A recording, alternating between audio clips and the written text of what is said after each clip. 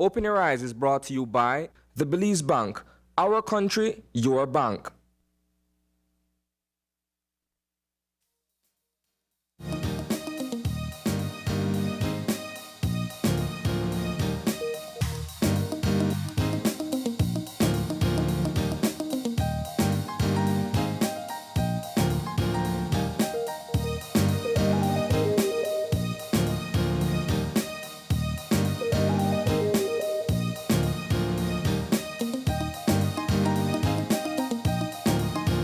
Good morning and welcome to Open Your Eyes. Start your morning right. I'm Paul Lopez. And I am Isani Kayatami. It's a pleasure to be here on a Tuesday morning. Isani, we're here once again together co-hosting on a Tuesday morning. A bit of diversion from the norm, but I'm sure two faces that are welcomed by our viewers nonetheless. Paul, for the better part of this week, we'll be congenial twins, sir. Indeed, at least on television.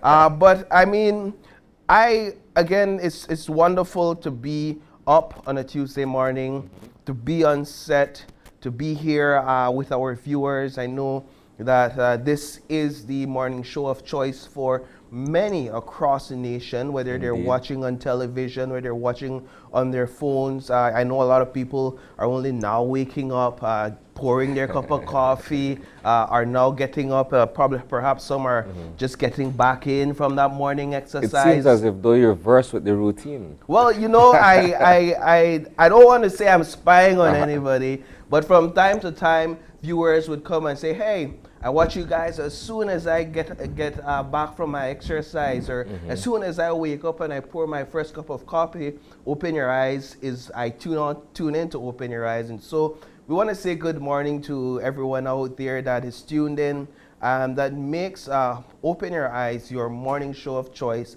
It's always a pleasure to be with you on these lovely mornings. Isani, the weather is a bit overcast outside this morning. I know somewhere overnight, perhaps it would have been in the early part of this morning, it began to rain. Yeah. And when I woke up around 5 o'clock, for the most part, everywhere was wet. Yeah, everywhere was wet. The rains came down just after midnight last night, I could recall, because I was in and out of sleep, and I was like, man, that is magical sound outside. I'm not sure that I would be able to wake up, but I was able to wake up. And the change of weather, right? The rains overnight brought with it a certain cooler, a that's draft. exactly what happened. And I kind of had to draw for the sheet there for a bit, right? Because then if you step outside, as soon as you step outside, you feel it hit you immediately, the temperature shift and change. But nonetheless, we are here, and we'll of course get an update. If I'm not mistaken, we may see some more showers throughout the day, but definitely we'll get an official update in our weather segment. But there's a lot buzzing, of course, here at Channel 5, as well as nationally. What's buzzing, Isani? Well, I'll tell you this much. We started our newscast yesterday with a daring rescue at sea, where friends and family members of Justin Daniels mobilized post-haste to go out to see if they could have find him, locate him. And the story in short form is simple. He began experiencing mechanical difficulties with the engine of the vessel upon departure from Kikakra around 7 p.m. on Sunday night. And when it was later discovered that the vessel had drifted, the other 3 persons on board immediately placed an SOS, a distress call. And so, as you reported, there was an immediate effort by friends and family members to get out there and commence a search party. Now, what I enjoy about this entire story, albeit the circumstances, is that there was a happy ending to it. Yeah. Justin was stranded at sea for the better part of 5 hours, treading water. Many of us would have given up at some point. Yep. This takes courage, it takes physical will, it takes mental strength to be able to endure. And some may say, oh, that's just 5 hours. No, Nah. it's a test of faith, it's everything Yeah. combined, right? And so, man, I could only imagine what it felt like on either end of this ordeal. The person who discovered him alive still, and him finally realizing that help is here Yeah. and being brought on board the vessel. And I must tell you too, kudos on the story. I mean, Yeah. it was well put together and comprehensive in terms of, you know, explaining exactly what took place. Thank you. So we spoke with Commandant of the Coast Guard, Admiral Elton Bennett, yesterday, and he himself found it necessary to give kudos to Justin Daniels. So we're talking about the Coast Guard. Yeah. Individuals who thread the sea on a daily basis, they train in the waters, and he commended Justin for the strength, the mentality that it took to survive. He said, yes, hyperthermia is a consideration even in Belizean waters, but he says the mental fortitude, that is what would have caused many to succumb under just the sheer weight of feeling lost, feeling alone, feeling hopeless, like there's no one that will rescue me now. And the fact is that Justin drifted. He drifted for all these hours, perhaps open water. in open water without rest. So, and many asked the question, and I'm still trying to come to a conclusive answer in terms of how it happened that the boat, that his vessel drifted away from him when he got into the water. Well, that was the first question that I asked myself yesterday, and you and I were having a bit of a chit chat as to what the actual circumstances were that resulted in the vessel losing him, so to speak. Right. And, you know, I think it's worth a follow-up. It is. To speak with him personally Indeed. about his ordeal. Indeed. I mean, it's not too often that you have heroic stories like these, you know. Oftentimes when persons get lost at sea, it's because the search party is trying to retrieve a body and not necessarily finding someone still very much alive and alert. I'd caution an assumption based on the commentary from boaters. There's a suggestion that due to the sheer strength of the wind and waves at the time, that immediately jumping into the water, because remember the boat is not moving and it's not, as in the engines are not working and it's not anchored. So the sheer strength of the wind and the waves could have caused the boat to drift easily. And as a precautionary measure, what a captain should do in those types of conditions when they want to go overboard to check their engines,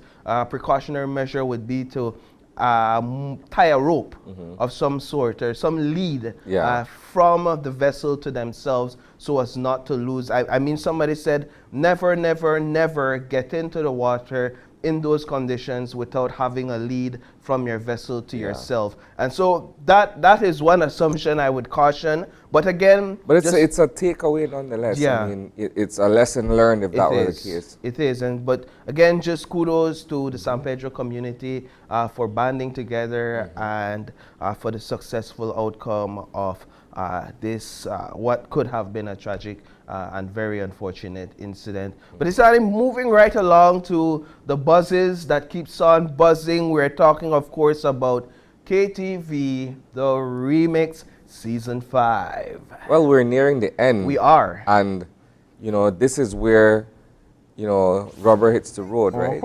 The contestants are virtually at the wire. And so going forward, not only will this be determined by the number of votes that each of these remaining contestants will receive, but the judging of their performances, you know. For us, this is where the actual swell begins, because a lot of people watch KTV from home in the early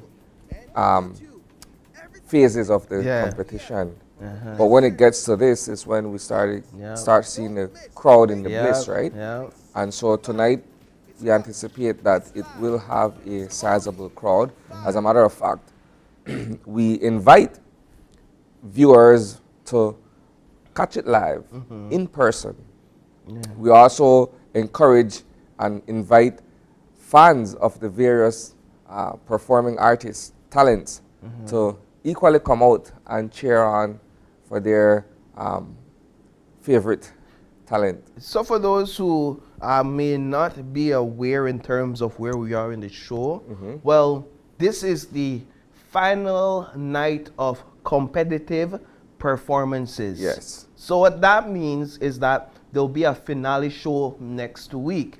But that show is basically a wrap-up show where the winner will be announced and the $10,000 prize will be awarded. What happens tonight is that when those 4 talents take the stage, out of those 4, only 3 will advance to the main competition throughout the rest of tonight, because 1 individual will be eliminated. So the top 3 finalists will be named. They will be revealed tonight. I know for followers and fans of the show, it's an exciting moment, because at this point, like you said, it's down to the rubber. And these are excellent talents out there. I know usually in KTV, the remix, only the best of the best of the best make it to the top 3. There's something about the voting, along with the judges, along with the involvement of the fans, that really sifts out the best of the best. Not to say that those that went before weren't talented, but usually we get the best of the best in the top 3. And here we're talking about some amazing talents in Aziel,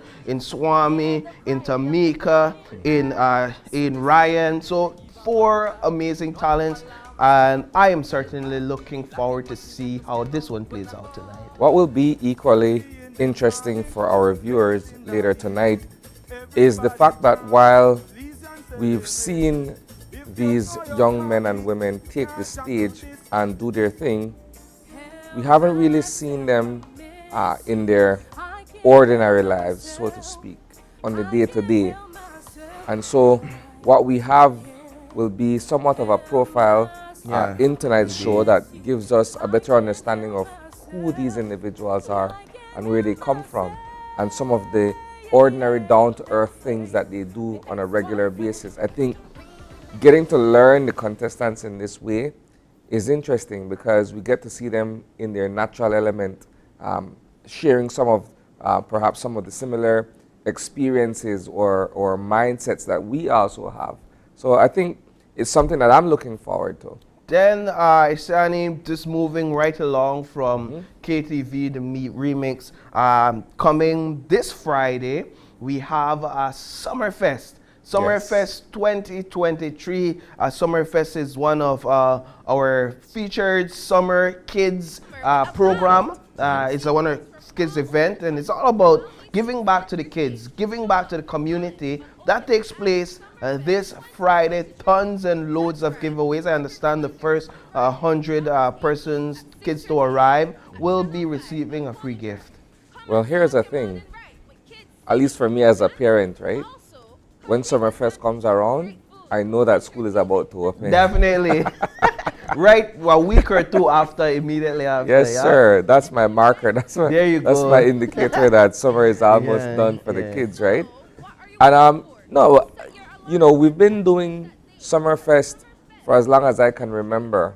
And what is equally interesting about this activity is the fact that we begin to, you know, take note of certain talents from this very, very early and nascent stage, right? So sometimes these very same young kids appear on the big stage for KTV. Yep. And we've been able to sort of track their progress, you know. It's almost like an institutional progression, or they go from one stage to the next. The School of Talent here at Channel 5. There you go. We try a little thing, Paul. But Isani, that comes up on Friday, of course, like we're doing for KTV. We're also inviting families to bring out your children. It will be a fun time for them. I already hear the kids asking, when will Channel 5 have the event for kids? They watch KTV, they go to KTV and say, I hear them in the audience, when is the kids one, mommy? When is the one for kids? And then they say, oh, it's next week, Friday. So it's here. It's here. Come on out. It's all free. So a lot of performances, a lot of giveaways, a lot of back to school items as well. So if you have something on your shopping list, you may be able to tick that off after this Friday event right here on the Channel 5 compound on Coney Drive. But that does it for what's buzzing, Isani. We've had a lot of things happening over here at Channel 5 and nationally. But what we want to do right now is we want to get into our eye opener. And of course, as we bring it to you on a daily basis, it's taken from dailyom.com. And it goes like this. It says, our lives are the result of all the doors we have walked through, and our continued growth depends on our willingness to keep moving into new spaces. When a door opens, walk through it. Trust that the door has opened for a reason and you have been guided to it. Sometimes we have a tendency to overanalyze or agonize over the decision, but it is quicker to simply go through the door and discover what's there, as that's the only way to know. Even if it doesn't seem right at first, opening this door may lead to another door that will take us where we need to go. Doors open when the time is right for us to enter a new space, metaphorically speaking, and we can have faith that walking through is the right thing to do.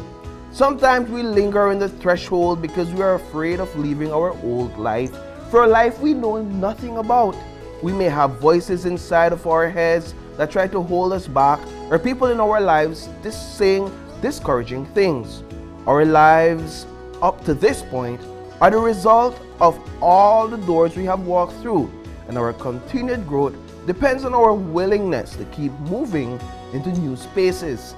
When we enter the new space, we almost always feel a thrill and a new feeling of confidence in ourselves and in the universe. We have stepped across the threshold into a new life. Wow, a deep eye-opener, dear Isani. Stepping into new spaces, just taking a minute here to digest that one. How comfortable are you with stepping into new doors? Are you one of those hesitant ones when it comes to having new experiences in life? If I am to be perfectly honest and candid as to where I stand on the eye-opener, indeed I can be indecisive at times. Yeah. I find myself as the person who is at the crossroads, the proverbial crossroads, and not knowing which direction to take. And so I continue going forward and have left and right on either side. Right? It's just a metaphor. But yeah, I mean, I've found out about myself very early on that I can be indecisive. Yeah. You know, sitting there and overanalyzing, perhaps. Yeah. And weighing the good and the bad and what are the advantages and disadvantages. And then time is going. It's not going to wait for you to decide what you're going to do. You have to make a decision, and it has to be timely. And so I've had to sort of reprogram my mind to be able to make a decision and stick by it, regardless of the outcome. And then I realized that for the most part, actually, it works for me, right? Even though there are perhaps relapses here and there where I say, let me sit down and ponder this thing properly before I make a move. And then I realized, no, it can't be instinctive, but you can't overanalyze either. So you have to find sort of a sweet spot where the decision matters, but you're able to face the consequences. There's such a thing as decision paralysis, and I'll let you know that what you're talking about happens to all of us. And you know what? I appreciate both. I appreciate those who take time and overanalyze, because sometimes you're able to pick apart what may happen, the outcomes before they happen. And I also appreciate those times when you just step in and you learn as you go along whether or not this was a good decision or a bad decision. Well, we'll figure it halfway along the journey. And so I appreciate both. But that was our eye-opener for this morning. regardless of where you are in life, I hope that you're able to feel comfortable with the decision, even uncomfortable with the decisions you're making. But we're going to get into our weather right now, and we have online with us forecaster Catherine Cumberbatch. Good morning. Yes, good morning, Paul and Sonny. Good morning. Good morning. How are you this morning? I am doing okay. Have no complaints. All right, there you go. All right, so we're going to get into the weather. What do you have for us this morning, Miss Catherine? Okay, yes, Paul. The general situation is that we have a moist and unstable easterly air flow prevailing, and for the next 24 hours, that will support cloudy skies today with a few sunny spells. And our high temperatures are expected to reach 88 along the coast, 92 inland, and 79 over the mountains. As for tonight, the skies will be cloudy at times, and temperatures will go as low as 82 along the coast to 74 inland and 68 in the higher elevations. As respect to shower, we expect a few outbreaks of showers and thunderstorms to be scattered around the country today. And then tonight and tomorrow morning, we expect a few showers and thunderstorms to develop mainly over the south and along some coastal areas. Our winds will be coming out of the east at 5 to 15 knots, and the sea state will be light sharp. As we look at our radar, we could see that the thunderstorm activities are affecting the Placentia, Independence, and Monkey area as I speak, and we have some light rain up north. And we expect that to continue for the rest of the day across the country. And when you look for the next 48 hours, that's for Wednesday and Wednesday night, we expect cloudy intervals with a few morning showers and isolated thunderstorms to develop mainly over the southern coast. For sargassum forecast, there continues to be a medium chance that a few more sargassum mats could drift onto our beaches in the coming days. And in the tropical weather outlook, for the Atlantic Basin, no tropical cyclone formation is expected during the next 48 hours. So that is basically what I have for you guys. So it's a good day to walk with your umbrella or your raincoat, correct? I would definitely say that, Paul. All right. Well, thank you very much, my dear, and do have a wonderful day. Same to you guys. Okay, bye. All right, goodbye. All right, so there you had it, Isani, the weather, a bit more rains for the day. But of course, we're going to jump right into our show. We have 3 segments lined up. Our first conversation will be with Paho about road safety, the Paho Road Safety Project, and a bit more about what's happening over there at Paho.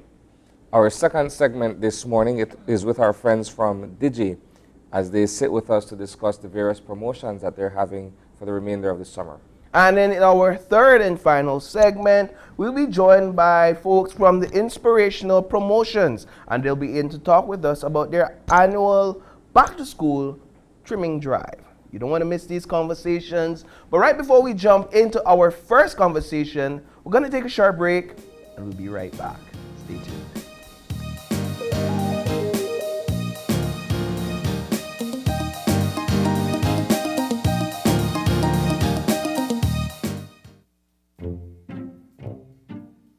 Get ready, babe. We're going on a vacation. Finally, where are we going? Don't worry, babe.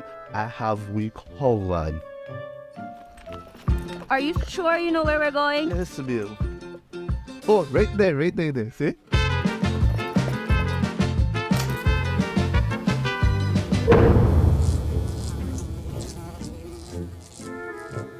Babe, the price me too good to be true. Me look much more better in that picture. When life throws you a curveball, Belize Bank has your back. With our online financing, you can turn any vacation mishap into a dream getaway.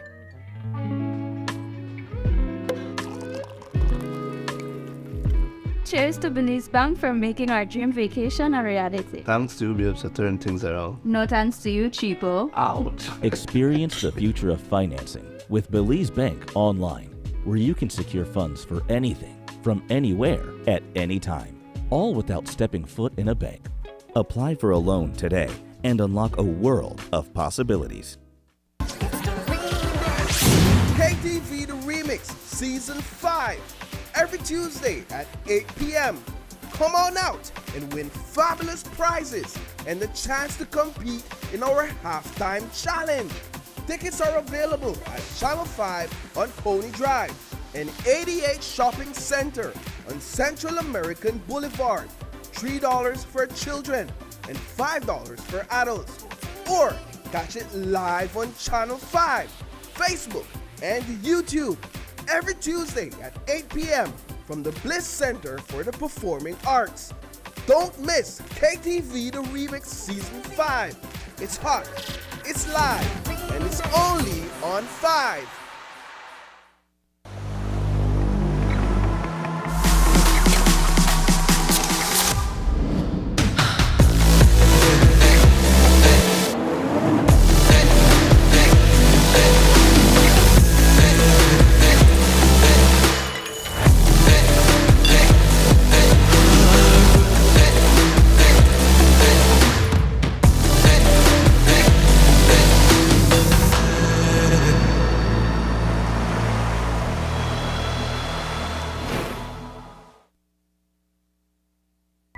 Make your summer better. Over $30,000 in cash and prizes with Smart Summer Sweepstakes. Here's how you can enter for a chance to win. Sign up for a smart postpaid, broadband, or VoIP plan. Use $100 or more regular prepaid credit. Do a SIM swap or text in to the shark code 786.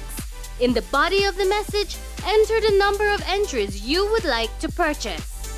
No waste no time. You can be the winner of weekly prizes. All methods give you more chances to win local airline tickets, overnight stays at numerous resorts, cash prizes, gift certificates, and much, much more. One lucky person will win the grand prize valued at $10,000, courtesy of Smart and the Belize Tourism Board. Promotion ends September 15th. So make your summer better by getting in the race to win with Smart's Summer Sweepstakes. Smart, bringing people together. The new school year is almost here, so it's time to end the summer with a bang. Come see kids from all over the country while they take center stage to show off their talent on Open Your Eyes Summerfest 2023. That's right, mark your calendars. Friday, August 18th at 6:30 a.m. at Channel 5 on Coney Drive. Come and start your morning right with kids singing and dancing. Also, come take advantage of great food, entertainment, and loads of back-to-school giveaways, including gifts for the first 100 kids who enter the fest. And the best thing of all, entrance is free. So, what are you waiting for? Set your alarm and pencil in that date because Summerfest 2023 is one event you don't want to miss.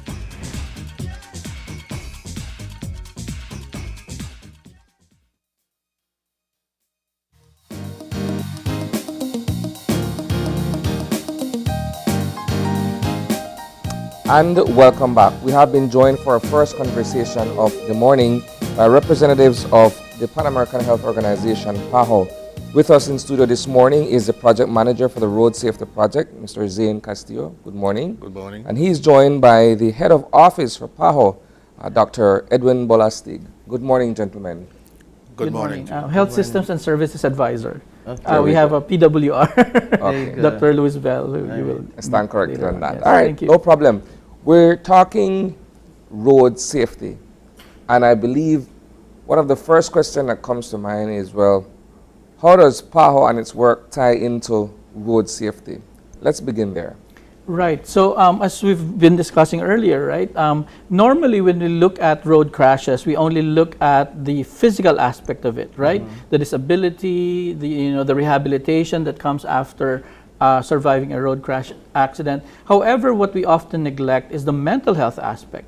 We know very well that there is no health without mental health. Yeah. So if you want to look at the full recovery, the holistic recovery of the person and the person's well-being, we need to think about the mental health and psychosocial support of that person as well.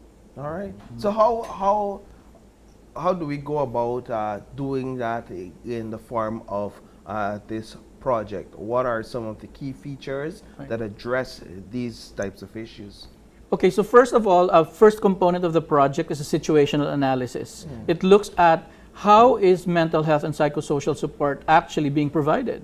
And we find out in that situational report that there's barely any support that's being provided. And so therefore, that makes a very good justification for why we would want to come up with capacity building like of the frontline workers. For example, our policemen, our first aiders, our emergency medical technicians, doctors, nurses, or even firemen, Red Cross, So the first responders are very important to be provided with capacity to address the mental health issues at the, from the very onset. Now, if we could move over to Mr. Castillo, the road safety project, there's a separate project, Yes. and it does not duplicate, definitely, based on what Doctor has shared, the efforts over there. Would you be able to speak about the project on your end and the fact that it's in the second phase? Okay, so the second road safety project looks at creating awareness for road safety. And not only awareness, but we want to educate people, and so we also have a component that deals with the education, bringing road safety to the schools.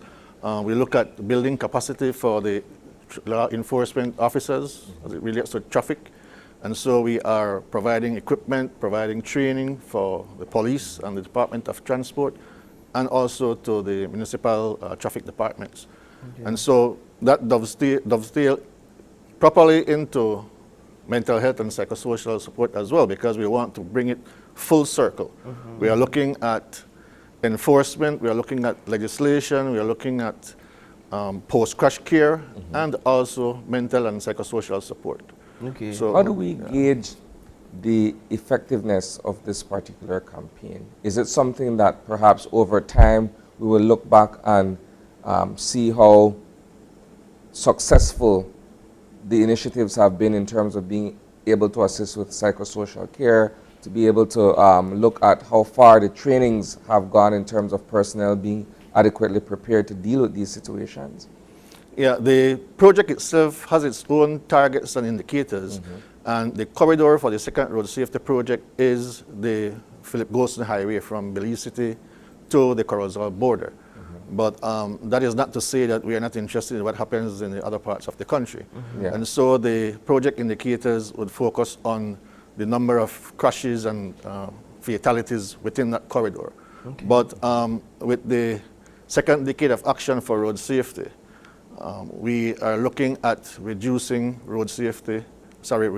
crashes and serious injuries by 50% by the year 2030. And that is a global target. So in your opinion, is this achievable when you look at the existing state of affairs with motorists, pedestrians, and cyclists in Belize? It will always be a challenge, but it is definitely achievable. But there are certain things that we must put in place, and that is what we are doing now. Looking at, you might recall that the cabinet recently approved some legislation, particularly the use of seatbelt for backseat passengers. The amendment to the legislation for the radar speed guns, and also a new one, the use of electronic devices while driving. So we are taking steps to improve on legislation, and we will also ramp up enforcement. Are these all efforts birthed out of the work of the road safety project? For the most part, but I know the Department of Transport also have their own targets, and so we are working closely with them. Okay, let's talk a bit about the corridor. You're saying from Belize City all the way up to the northern border, correct? Right. Let's look at some of the education aspect. What is it that we're in the topics and the conversations that we're engaging the kids in when we go to the various schools? Okay, so as part of the school curriculum, road safety will definitely be taught not as a subject, but as part of a subject, social studies, I believe it is. And so all schools countrywide, not only within that corridor, will have some component of road safety in it, from primary school to high school. And also the road safety project staff and the NGO, Belizean Youth for Road Safety, are also engaged in reaching out to schools, and from preschool all the way up to high school, to create that awareness, doing presentations at these levels. Okay. And in terms of what is the content that is being engaged with the transport department, traffic officers, etc., what does that look like? We are providing equipment for them. We are building capacity. We have a consultancy that will be going out shortly for traffic law enforcement. So it's just to build capacity for them and equipping them with the necessary tools. When you look at road safety, when you think of all the actors involved, so to speak, you're looking at the Ministry of Infrastructure Development and Housing, because they are chiefly responsible for the construction and maintenance of roadways. We're looking at the Department of Transport. We're looking at the law enforcement aspect of it from the police department. And then we're also looking at users of these various, you know, thoroughfares and carriageways and what have you.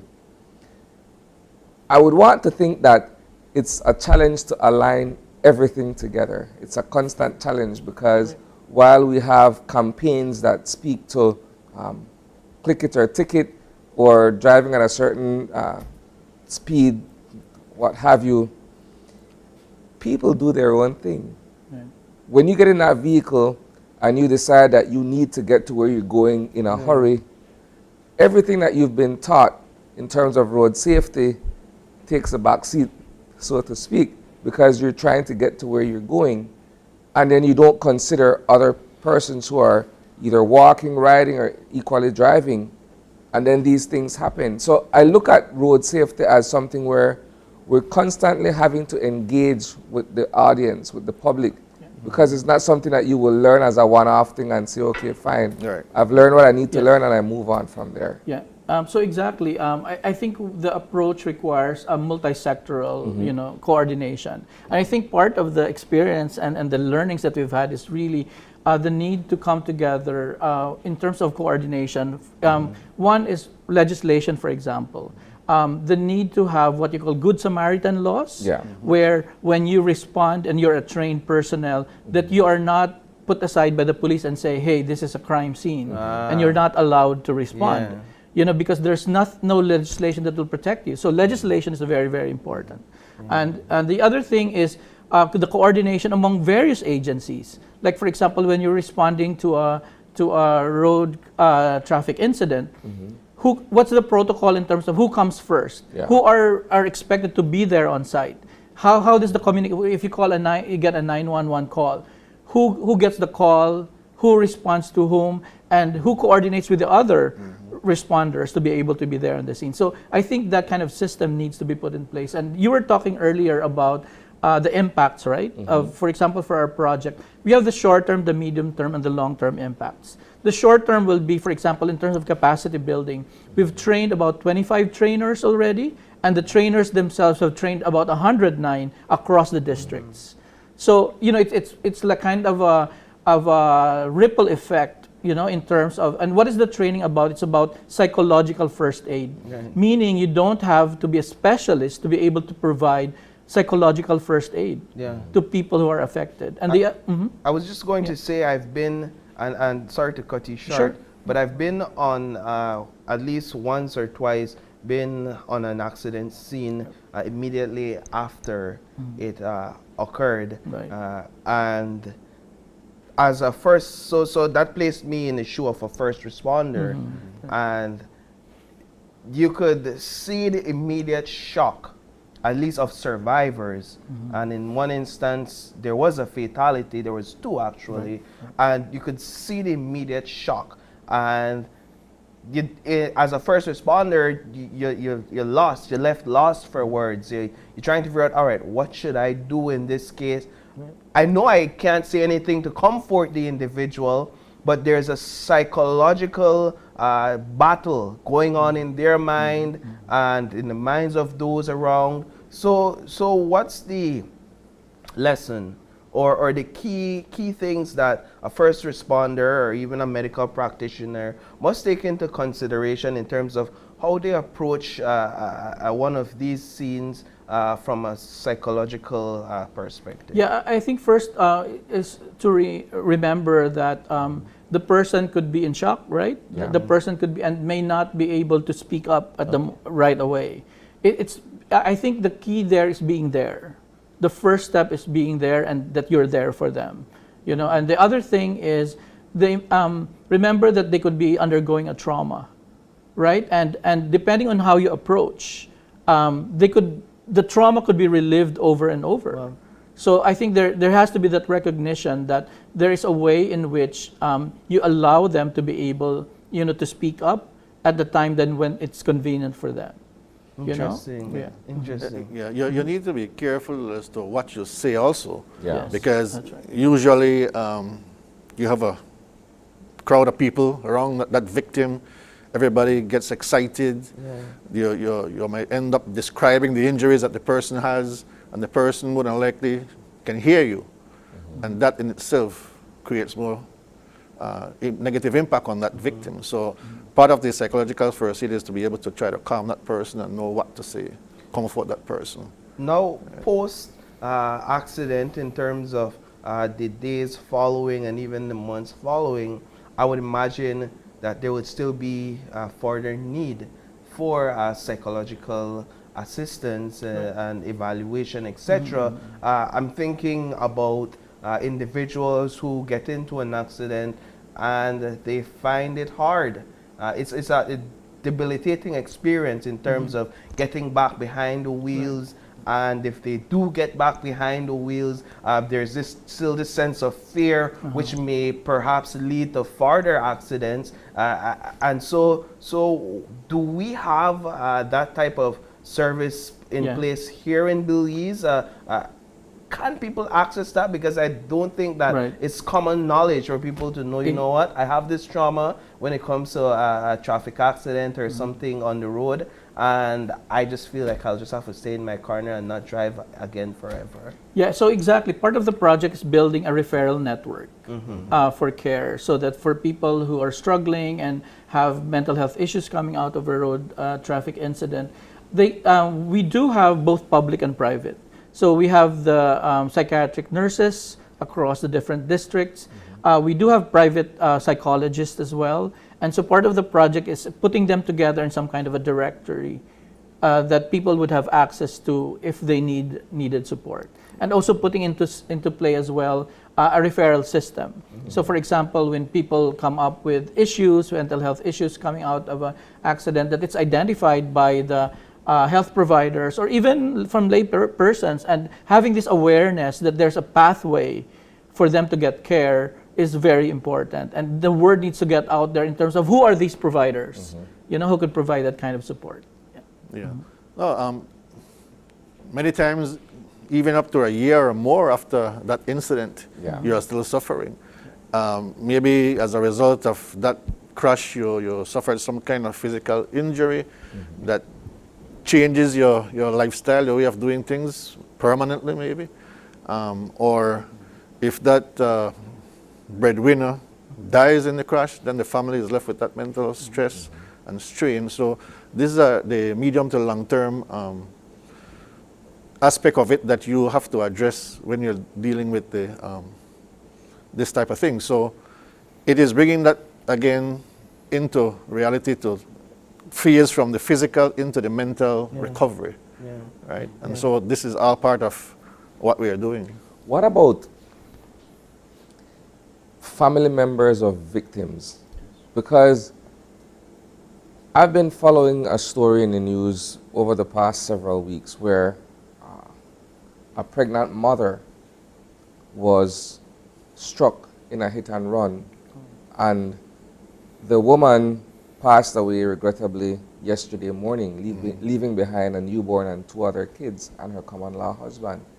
Now, they weren't at the scene of the accident when it took place. They responded but it's still traumatic for anyone responding to such an incident, and you have that to deal with. It's compounded by medical expenses. It's compounded in this case by the fact that you are now a single parent. You have to deal with the funeral expenses, the medical bill, and everything else.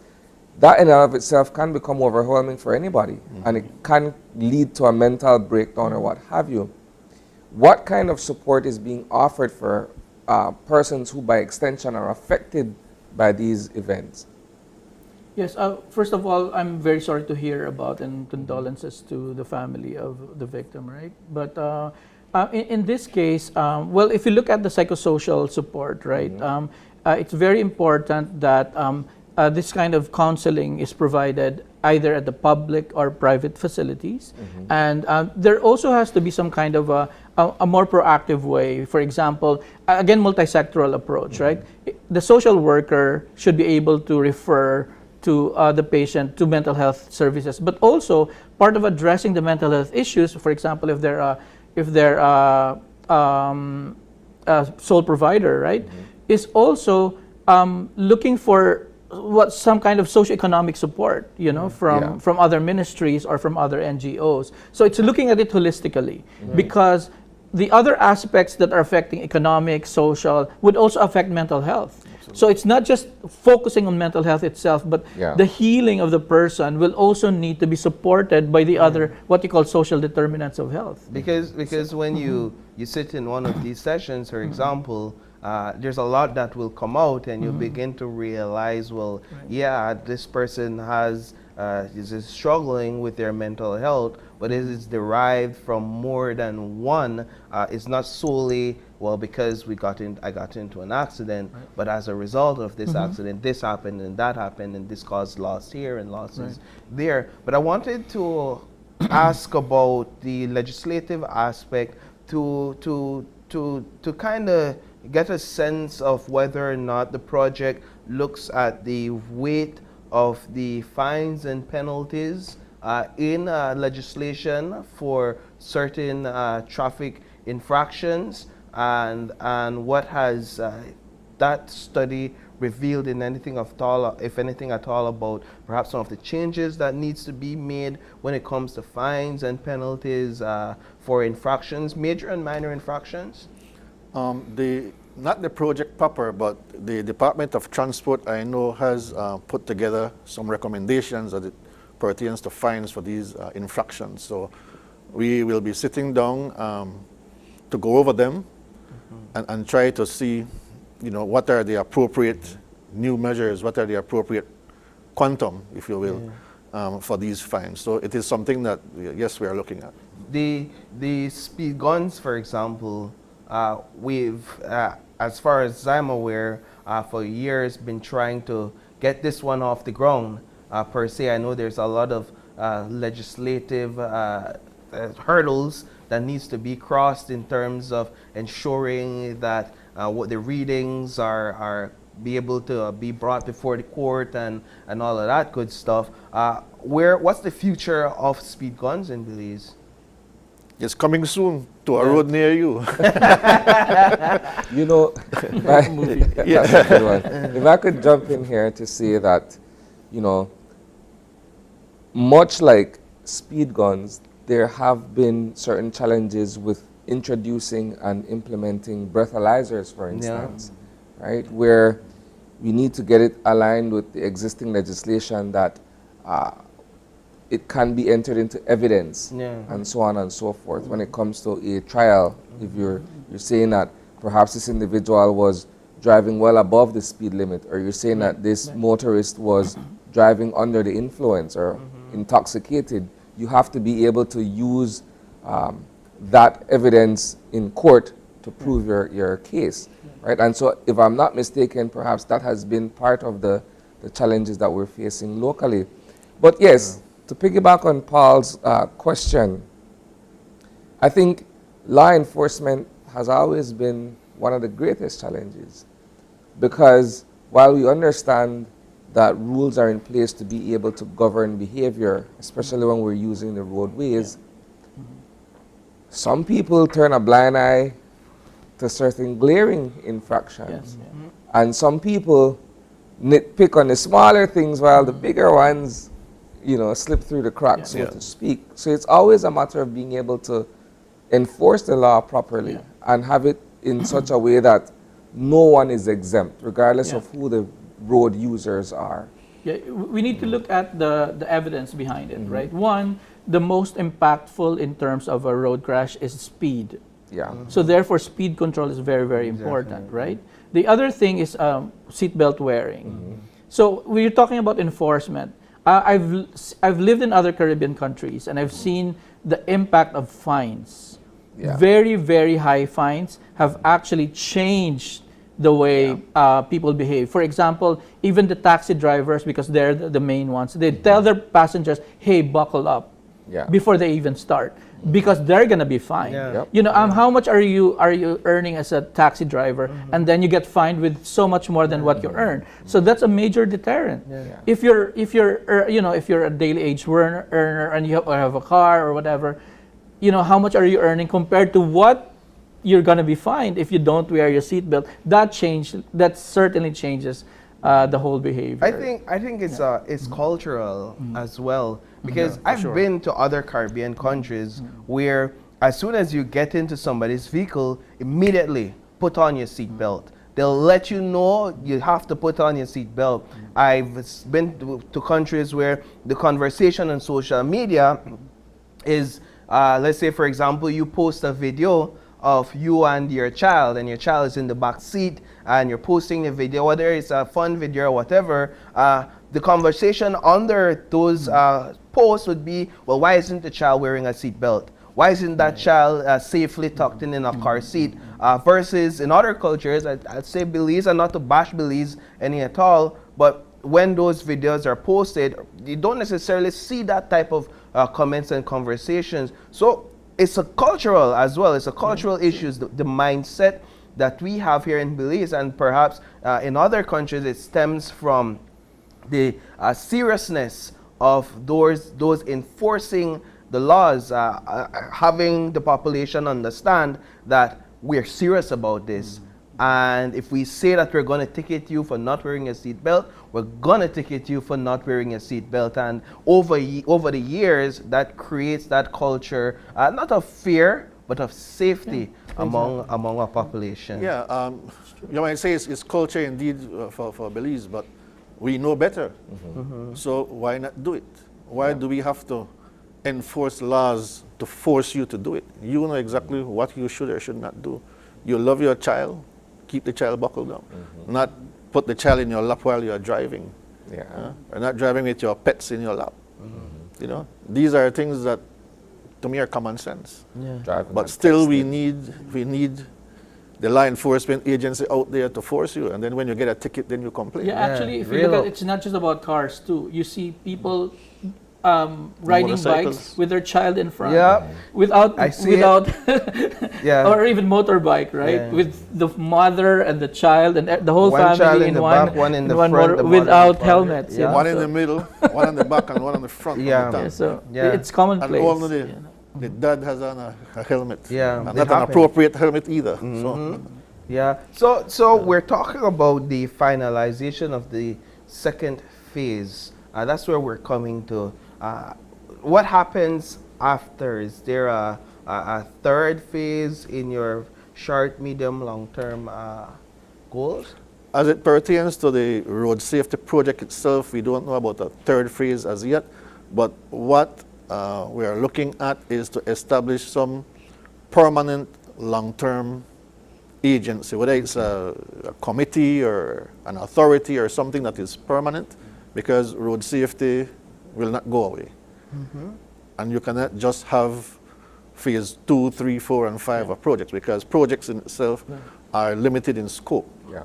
So we want something that is permanent and broad-based. I think the key word there is institutionalization. I think part of the project right now is to institutionalize, you know, put these systems in place and involving all the different agencies. I talked about an interministerial, intersectoral approach as well. So coming out of this is the creation of a mental health and psychosocial support committee. that will be, comprised of the ministries that you have talked about: education, transport, people and social development, and Ministry of Health. Don't forget the Ministry of Health in the equation here. They play a very big role, and of course economic development. So all the different players would need to come together and thresh out issues. So for example, as you mentioned, what are the things that affect mental health? It may not necessarily be just the psychological aspect of it, but the socioeconomic. So this is the venue in which these things could be discussed. Law enforcement, legislation. So this could form part of an approach in which all the different issues are put on the table and solutions are discussed, even beyond the project. And I think that's the important thing. I think it's a huge step forward, the fact that the conversations are being had. And that's what's important. Right. The conversations are being had, and the decisions, albeit small or large, are being made as well. And as we continue to have these conversations, it will continue to be embedded in the minds of our citizens that, hey, we need to begin or continue to take road safety seriously. Gentlemen, any final thoughts? Let me just say that road safety is huge globally. It's a big issue, and I want to also extend my thanks to PAHO and the WHO for continuously providing technical support to the road safety project and to Belize. So I look forward to continued working relationship and for further good things to come. Right. So let me just leave this statistics, because that's where we drawn. So there are about 15 out of 100,000, in terms of deaths in the region. But for Belize, it's 23 out of 100? Out of the 100,000 population. Wow. Meaning you're above the average. So talking about the average in the region, you're above it. It's way above the regional average, right? So which tells you that there's a problem. And part of addressing a problem is acknowledging the problem. And imagine the kind of mental health and psychosocial issues that would come out of, and these are just the deaths. What about those who survive? The disability and all of that. So again, we say there is no health without mental health, right? So in our approach, it's important to embed in it not just the physical, addressing the physical needs of the person and their families and the survivors, even of the perpetrator, because he could be suffering from guilt and all of that as well. So it's very, very important to take into consideration a holistic approach to the problem. And given that the RTI, road traffic incident issue in terms of deaths in the country is much higher than the regional average, that gives you a signal that there's so much work to be done. And this is just the tip of the iceberg. Indeed. Well, gentlemen, thank you both. It's been a pleasure having this discussion, and I know that we'll continue to have the discussion as the days and months and the years go by. So thank you for having us. Right. Thank you very much as well. All right, so with that, we'll take a break, and when we come back, we're going to switch gears a little bit, and we're going to have our folks in from Digi to talk to us about some of their promos. So if you want to miss that one, stay tuned.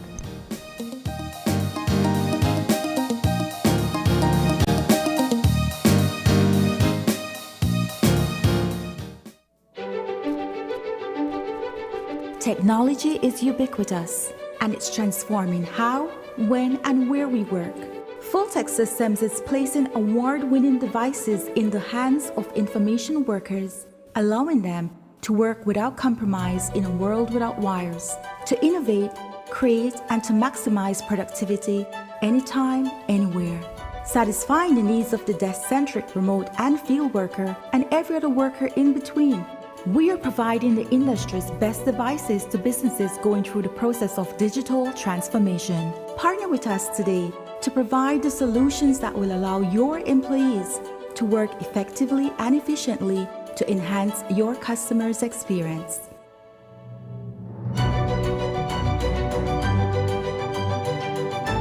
Full-Tech Systems, your technology center, where you'll come for the price, but stay for the service.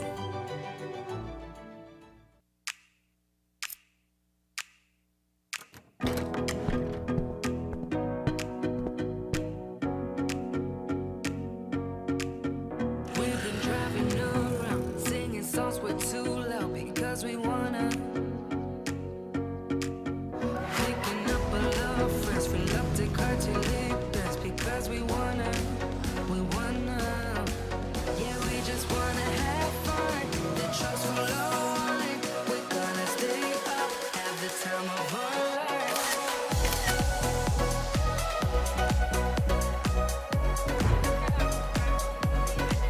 Yeah, we just wanna have fun. The trust will line. We're gonna stay up at the time of our lives.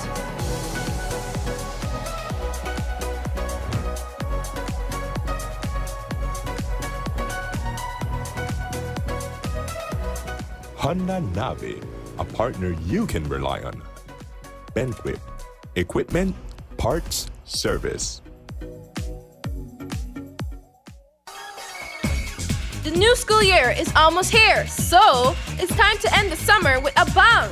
Come see kids from all over the country while they take center stage to show off their talent on Open Your Eyes Summerfest 2023. That's right, mark your calendars. Friday, August 18th at 6:30 a.m. at Channel 5 on Kona Drive. Come and start your morning right with kids singing and dancing. Also, come take advantage of great food, entertainment, and loads of back-to-school giveaways, including gifts for the first 100 kids who enter the fest. And the best thing of all, entrance is free. So, what are you waiting for? Set your alarm and pencil in that date because Summerfest 2023 is one event you don't want to miss.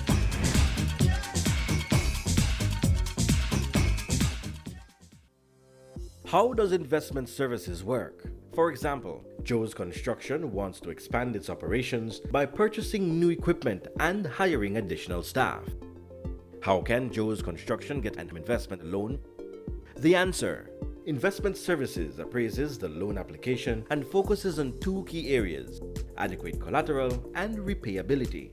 Investment Services will also consider how Belizeans and the economy will benefit from this new investment through job creation and business growth.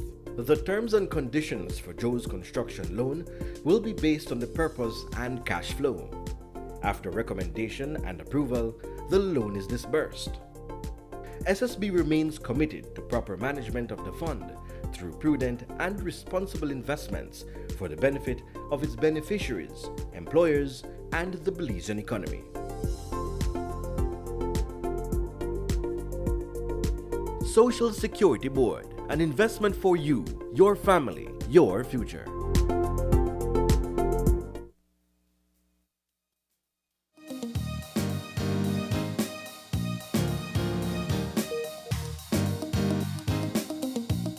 All right, and we are back, so welcome back.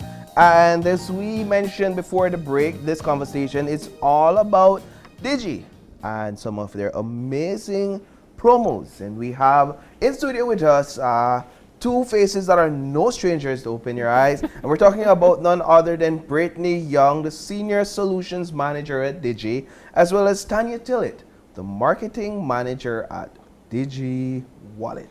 Good morning to both you ladies. Good morning. So, I've been following Digi on social media, and I know that, I think it was last week, that there was this announcement of big news coming, the biggest thing to happen in the telecommunication world. And so I sat at my desk waiting throughout the day to find out what it was. And I saw the announcement, and it is in fact big. In fact, I just saw this post just went viral, and people began sharing that, look, Digi has this now. You no longer need to ask your neighbor for a Wi-Fi password to go on social media. Let's talk about it. That is exactly right. Yeah.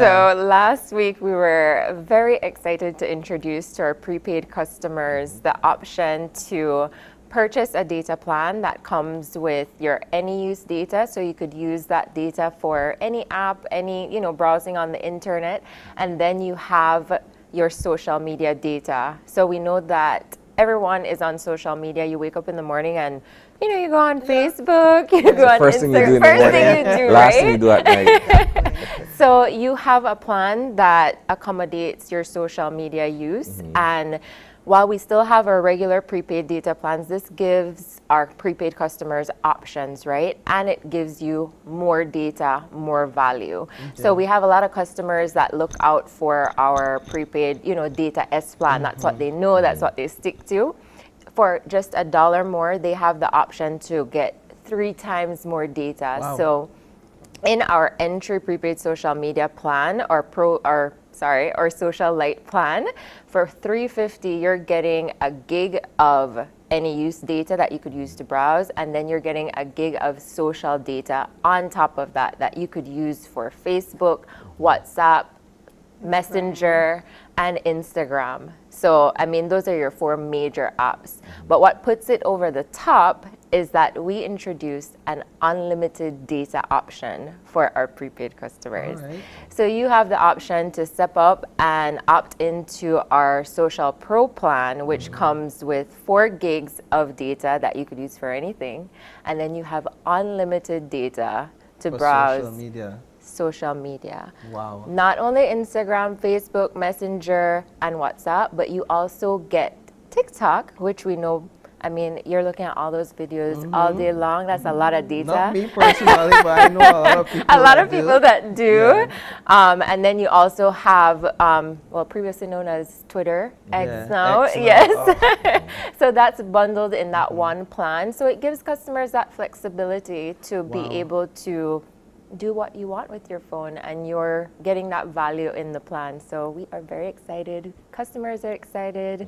So a bit of technical question here. Yeah. But how does a customer, well, Digi, and then the customer differentiate between their general usage data and their social media data, and they don't intertwine in that if my social media data is depleted, I can't necessarily tap into my general use. You sure can. So that's one of the other perks of the plan, is that you can tap into your any use data if you deplete your social media data, right? So you're not limited where once your social media data is finished, you can't browse on Instagram or Facebook anymore. If you still have any use data available, you will tap right into that automatically. You don't need to do anything, and you have the option of checking your balance.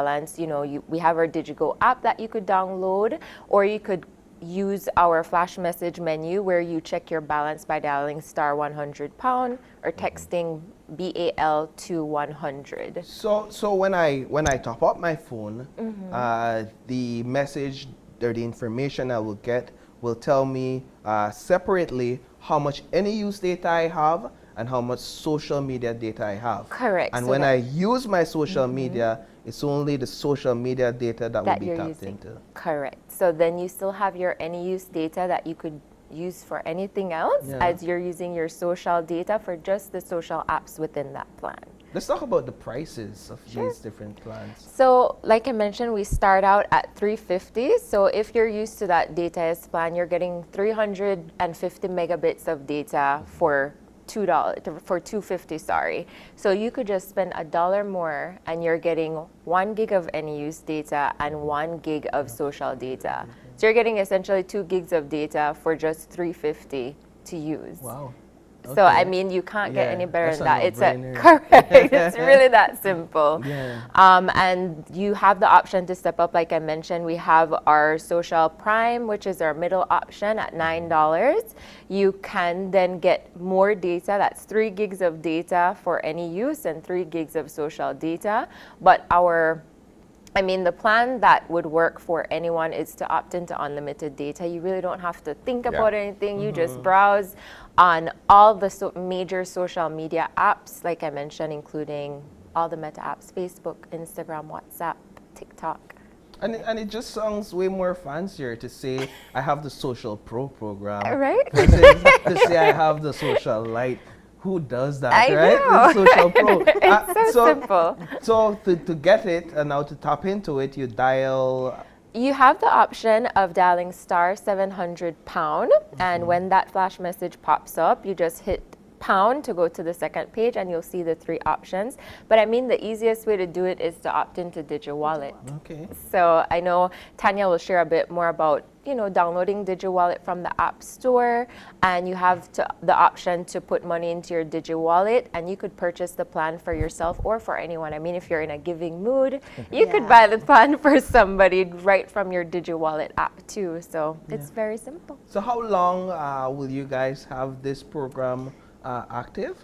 Well, you know, we like to say it's a limited time offer. I see that, so that's why I'm asking. You know, we kind of go based on what customers' feedback would be. We are testing it out, see how customers like it, and we receive that feedback. We see if, you know, if they're loving it, then maybe we keep it long term. Let's get Tanya in on the conversation at this point in terms of tying in DigiWallet to this promo. Well, I mean, like Britt said, you know, it's available via the DigiWallet app, and not only our social plans, but I mean, you have data, you have text, you have bundles, roaming. You know, if you're gonna travel, those roaming plans are also available on the DigiWallet app. I mean, there's so much you can do on the app. You can buy top up if, you know, that's what you want.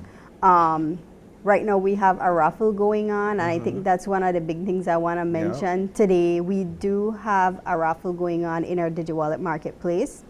So that's where you go for all the fun deals, the exciting deals. It's a raffle for a round-trip airline ticket to the U.S. Now, you know, Belizean people like gotta stay. Yeah, gotta stay. Every opportunity. Right? So we're raffling a round-trip ticket to the U.S. It's up to a value of $700 US.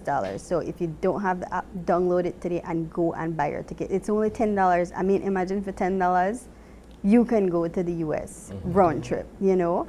And I mean, really, for that $700, you could go all the way up to New York. So it's any part of the U.S.? Yeah, as long as you're within that $700. But I mean, find the deal. It doesn't matter. You find the deal. You find the airline that you want to go on, and we'll just pay for it for you up to $700 US. We're not limiting which airline, so we're not limiting you to where you want to go. You pick where you want to go, right? So $10, that's it. You go in the DigiWallet app, in the DigiWallet marketplace, and you're purchasing ticket. You can buy for someone else as well, like Britt said, you know. We like to share, so buy for your family, your friends. I mean, if somebody win it and they don't have a visa, you can give that to someone else. You can pass that ticket on to someone else, you know. If for some reason you can't make the trip within the time, because we're asking you to book your ticket by the end of January, you don't have to travel by the end of January, just book the ticket. I mean, you could book it for the raffle ends September 30th. So we announce the winner October the 2nd. So you could even make the Carnival of Miami for October, right? You could go a Christmas trip. I mean, if you can't make that, you win the ticket, and you can't make that, you have Easter, you have summer, as long as you book the ticket by January 31st. I mean, that's a deal. Sorry. How well have customers of Digi taken to DigiWallet? They have. I mean, it's something that grows every day. You know, we see the usage going up every day, our customer base, the usage. People ask questions. They come to our stores. They visit us at the different events that we're at. We get questions through our social media, you know, through our customer service platforms. Customers do reach out and ask, you know, they're interested in knowing what new, you know. Like for recently we had that you can now transfer money from your DigiWallet to a bank or a credit union account. So, you know, that's something that's ideal for businesses. And, you know, customers do call in and they hear something and they're like, can I learn more? You know, so do that. If you have the DigiWallet app, you don't want to transfer to somebody's DigiWallet, or, you know, you don't want to go take it out cash. It's very cheap, very affordable. In terms of the use of DigiWallet to make purchases, what does that look like? I know that there are merchants. Yes, we have over 2,000 DigiWallet merchants across the country. And that number grows every day. So does it? Yes, every single day we have new businesses signing up. So, I mean, whether you're a hot dog vendor, you sell tacos, you sell fruits, I mean, it doesn't matter. We have a plan that will accommodate any type of vendor, really, from a small business all the way up to a big business. So It offers your customer the convenience. So if you're a business and you're interested in, signing up, 623-8887, send us a WhatsApp, and we'll reach out to you and sign you up so that you can accept Digi Wallet. As a business, I mean, that's safe for you, that's secure for you. You don't need to travel now to the bank to do your deposits. You take the money when customers pay you, you transfer it to your bank account now or your credit union. Or if you want, you can send it to someone else. It doesn't need to be just your personal bank or credit union account. You can send it to somebody else's account. Again, just the security. It's far more affordable than, other means of you collecting money out there or transporting money, moving money. So we encourage businesses to sign up. For your customers, we have cash back on the weekend. So if customers pay you, you pay over $30, you get $5 cash back. So, I mean, there's rewards and benefits all around with the Digi Wallet. The more you use it, you earn your loyalty points, you cash in your loyalty points, and you could get more DigiCash.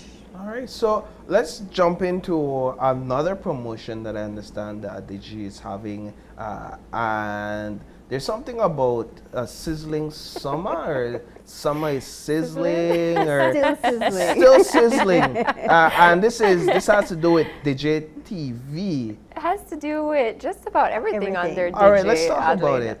So we know that summer is closing soon. So at the start of July, we kicked off our Sizzling Summer promo, and it's our grand raffle. And we've been giving away daily prizes, weekly prizes, and of course we have grand prizes that we'll be drawing at the end of this month. So any transaction you do with Digi, you likely have an entry to qualify for this raffle, and that's the best part about it. If you are signing up for Digi TV, like you mentioned, you haven't signed up as yet, now is the time to sign up for Digi TV and get TV right on the go on your phone at home. Or if you haven't signed up for Digi One, our Digi One service offers bundling of our home internet, mobile phone, Digi TV, and your home phone. So that's everything all in one. And once you sign up, you get an automatic entry into our grand prize raffle. And we'll have 2 grand prizes where you have the option to win a weekend getaway along with a laptop, a prize package valued over $5,000. And that includes a Digi One bundle as well. Or you could win a school grant. We know everybody's heading back. You want to have the option to get a laptop, a school grant, and you get Digi One service bundled in. So we're drawing that at the end of this month, and a winner will be announced at the start of September 6th. So you still have time to enter. Like I mentioned, Digi TV, Digi One. If you're a prepaid customer, you're purchasing your social media plans. For every $20 you spend in primary usage, you're getting an entry. If you sign up for Digi Wallet, you're getting an entry. You sign up for, if you make the switch, you purchase a device in store, you're also getting an entry. So, I mean, there's so many ways to get in on the fun before we wrap up summer. And, before you know it, it's September celebrations right around the corner. So there's 2 prizes. Yes. 2 grand prizes. 2 grand prizes, so there will be 2 winners. 2 winners, yes. Awesome. But we have winners that we're announcing every week, What day. have some of those prizes looked like over Digi Cash, a lot of cash lot of giveaways. So cash, I mean, wow. you can't beat cash giveaways. Of course not. Give me the money. If you're following us on, like you mentioned, on social media, Yeah. customers could stay abreast of who's winning, how they enter, how they qualify. We're giving away gas cards, Digi Cash, and then our weekly prizes. Anybody who has done any of those transactions that I mentioned also get entered, and you could win something every week. So, okay. Are there currently in-store deals for the summer as well? I know that as we talk about going back to school, one of the main things in this era are devices, right? Everybody is looking for a device. And guess what? We're trying to find the best deals on devices, something where effective, I know I broke your pocket, right? Because, I mean, come on. we're living in those times right now. Sausage that $3.50 now, you put say that. Oh my God!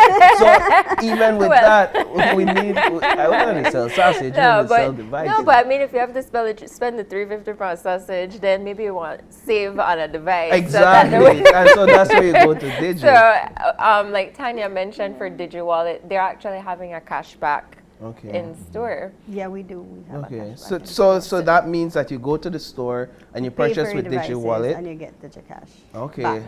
But- Okay, so that's one of the promotions. Correct. And we do have devices starting as low as $145. So if you are looking for, you know, a basic phone for your child to head back to school with, so you guys could stay in touch, or if you yourself are commuting and, you know, you want to watch Digi TV on your phone as you're going, now's the time to get a little, you know, a device with a nice screen size, RAM size, and we have our Alcatel 5033 EP starting at $145. Now this is more of a basic device, dual SIM device, 5-megapixel camera. So you have the option, if your budget allows, to step into our Samsung line. We're an authorized reseller of Samsung devices, and they come directly from the manufacturer. You get a 1-year local warranty.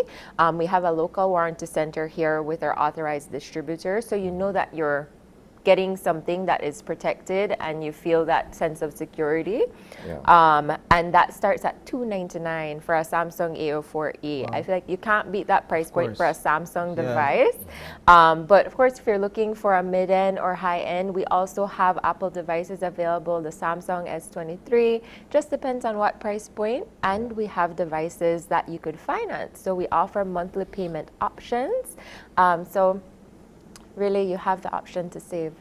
All right. Are there any other promotions or any other topics you want to touch on, or we've basically covered the bases? Let me add, it is the 15th, I mean, payday, but I mean, we also have the bills to pay, unfortunately. Right, let's not forget. A lot of bills. Yeah, so I want to remind everybody, you know, you can pay your utility bills using Digi Wallet. Okay. You pay your light, your water, you know, your Digi. So if you haven't registered, don't go stand up in any lines. You know, you don't need to be catching any bus, any taxi to go here, there, and everywhere to pay your bills. Cash in your Digi Wallet, cash in online through Atlantic Bill Pay if you have Atlantic. If you don't have Atlantic, you can do an online transfer. Again, WhatsApp us 623-8887 just to learn more information to find out how you can do the transfer from any other bank. But the easiest way really is through Atlantic Bank to cash in. You can cash in through the Digi stores. So I mean, just get the money in your wallet and pay all your bills in literally under a minute. Wow. Very quickly. That's amazing. All right, well, it's been a pleasure. Final thoughts? Stay tuned to our social media pages. You can't miss what's going on. That's Digi, and that's Digi Wallet social media pages. We have a lot of exciting new things coming. I know we have the September celebrations coming up, and then right after that we got Christmas coming up. Black Friday. You skip Christmas, you got my September. Yeah, definitely. A lot of people are vexing me for that. But thank you both so much for joining us this morning. It's been a pleasure. Thank you. All right, so with that, we'll take another break, and when we get back, it's all about an annual back to school trimming drive. We're gonna have that discussion right after this break. Stay tuned.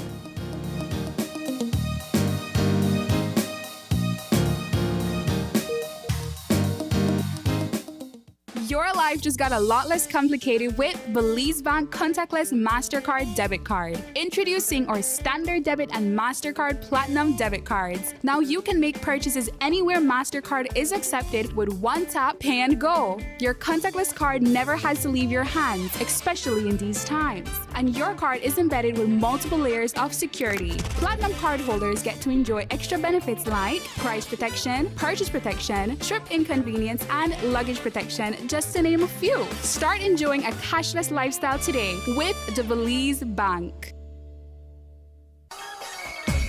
The new school year is almost here, so it's time to end the summer with a bang.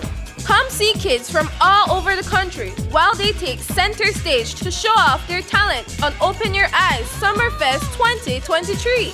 That's right, mark your calendars. Friday, August 18th at 6:30 a.m. at Channel 5 on Kona Drive. Come and start your morning right with kids singing and dancing. Also, come take advantage of great food, entertainment, and loads of back-to-school giveaways, including gifts for the first 100 kids who enter the fest. And the best thing of all, entrance is free. So, what are you waiting for? Set your alarm and pencil in that date because Summerfest 2023 is one event you don't want to miss.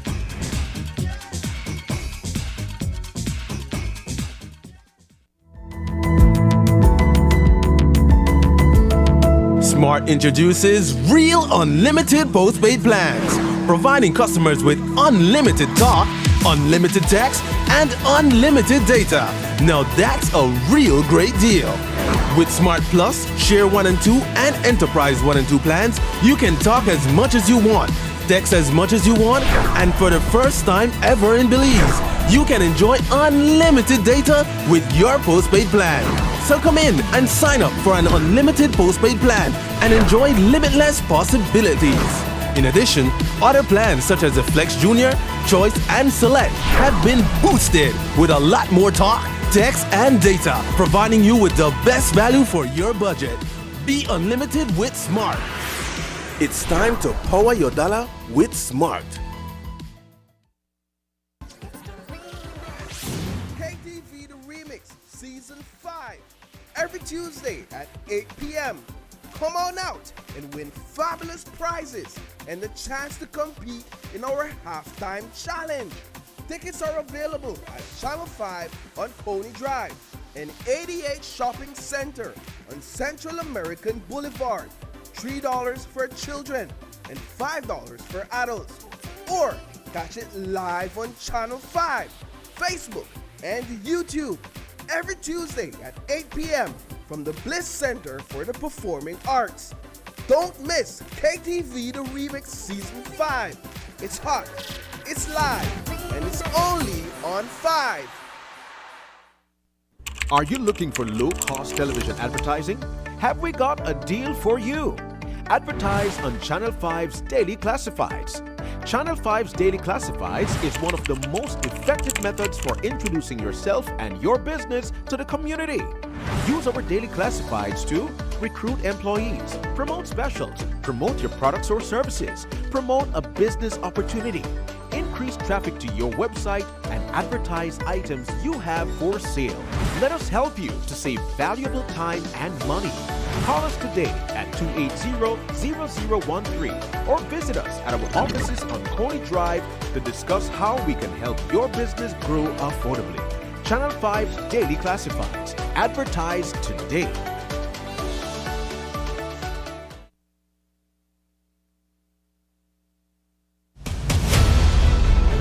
Dwayne Moody, Isani Cayetano, Marion Alley, Paul Lopez. Your News 5 Belize teams do whatever it takes, go wherever they need to go, so you can catch the story wherever you are, whenever you want, on whatever device. Channel 5 Belize on television, Facebook, Instagram, and YouTube, because news is now everywhere, all the time, and so are we. And we'll be back in a few, so stay tuned. Thanks, Jen. Hey there, we know you have to head out to work shortly, but don't forget that you can stay tuned by watching us on our Facebook live stream. Find us at Open Your Eyes BC, and you can continue watching there. You can also download Facebook Watch on your streaming device, and you can watch at your own convenience. And for all the behind-the-scenes fun, follow us on Instagram at OYE Belize. So, find us and follow us today.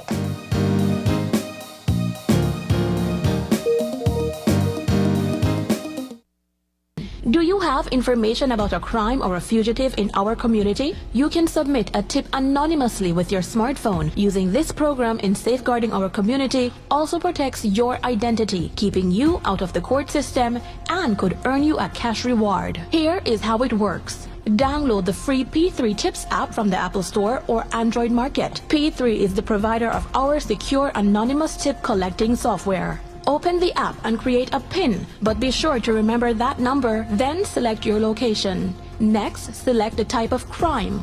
When submitting a tip, be as specific as possible. If you have a picture, video, or audio that will help officers, you can upload them from your phone. Information leading to an arrest can earn you a cash reward of up to $1,000. Once your tip is submitted, you'll be given a tip ID and password. Check back if your tip leads to an arrest. You'll be told how much you were rewarded and how to anonymously collect your cash. It's time that we realize that we must work together to thrive. The world as we know it, the sky and below it. Could I never have more wonder? Yeah, with life and all you see and the climate's changing, but hope is remaining. And we can't ignore the future. It depends on you and me. One chance, all that we got. One voice, together we stand. Take care, the world where we live. Permite a todos vivir. Tomamos la oportunidad para guardar la humanidad. And I must leave no one behind because we are. One climate, one Caribbean. One climate, one Caribbean.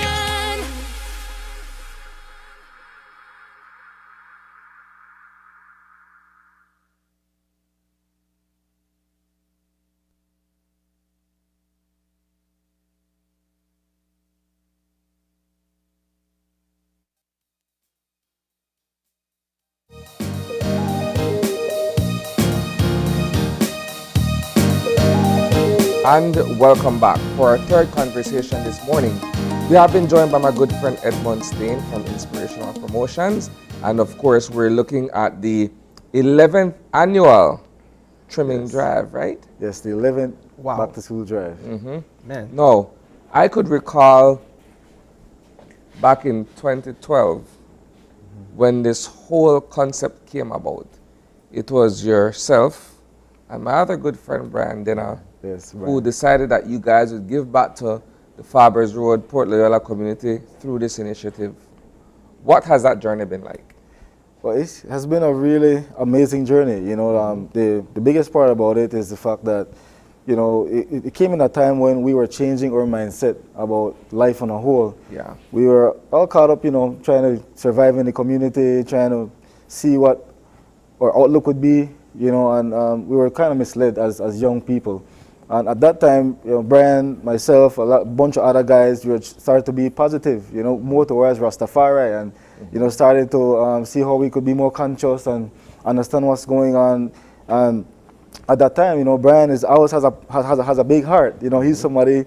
He was working at Channel 5 at the time, and he saw this homeless person on set, and he wanted to trim the person, you know, before going on set. But he said, you know, it would take away from the effect of the person being homeless if he cleaned up the mud and so on, right? So, you know, from then he said, Edmund, you know, I want to do this thing. And, you know, I'm always somebody that I don't believe in we can't do something. I always try to say, you know, we will find an option, try to see how we can make it work. And from upstairs at Mom's, you know, the first time we did it, had 50 kids. And the event has grown to now where we see upwards of 350 children every year.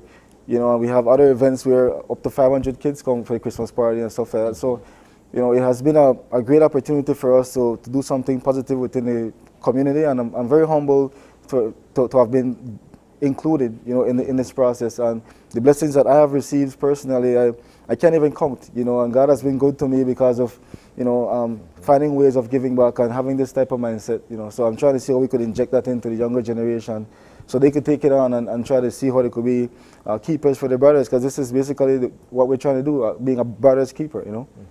What has been the buy-in from other members of the community? Because this initiative was born out of an idea between yourself and Brian and a couple of other guys, but over the years it has grown significantly.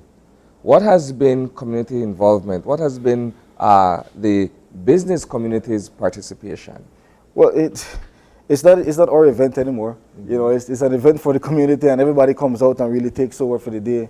You know, the ladies come and they braid the females, they wash their hair, they blow dry, they come and braid them up. And they have their own community of women that comes in. Some of them change, some of them switch up, take a break, others come in.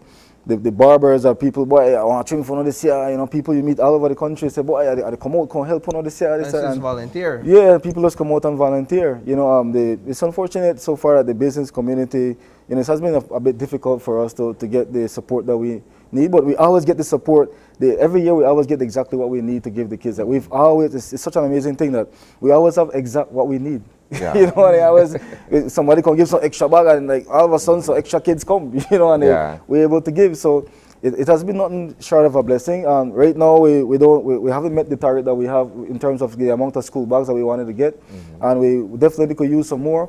So we're looking to see if there's some corporate person out there, some individual that could come out and help us.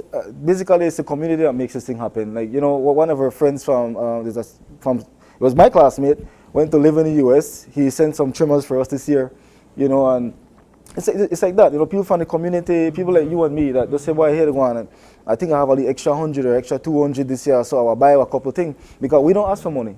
Like, we never go to someone and say, boy, we need an amount of money for this, to this, to that. We never have, or if somebody say, we pledge this amount of money, they put it to A&R or somewhere, or whatever it is, because people at work can give us discount, and we get the items and give it to the kids, right? So that's the way we've been doing it ever since, because we don't know, you know, people, whenever you talk about money, people get funny, and we're not about that, you know, it's not about anything in that regard, but we realize that, you know, whenever it's like a political season or cycle, business community more give towards the politicians and so on, so it's kind of a bit more difficult for us to get the support, but at the end of the day, we still end up get it, and I want to thank everybody that always come out and support the Back to School Trimming Drive. You know, Brian and his family, you know, the people that are volunteers, that people who volunteer from the time they were participating as kids, and now they come back as volunteers and they're just committed to the event. So if we tell them we don't have it, then, you know, people get upset. They want to, why we don't have the Back to School Drive?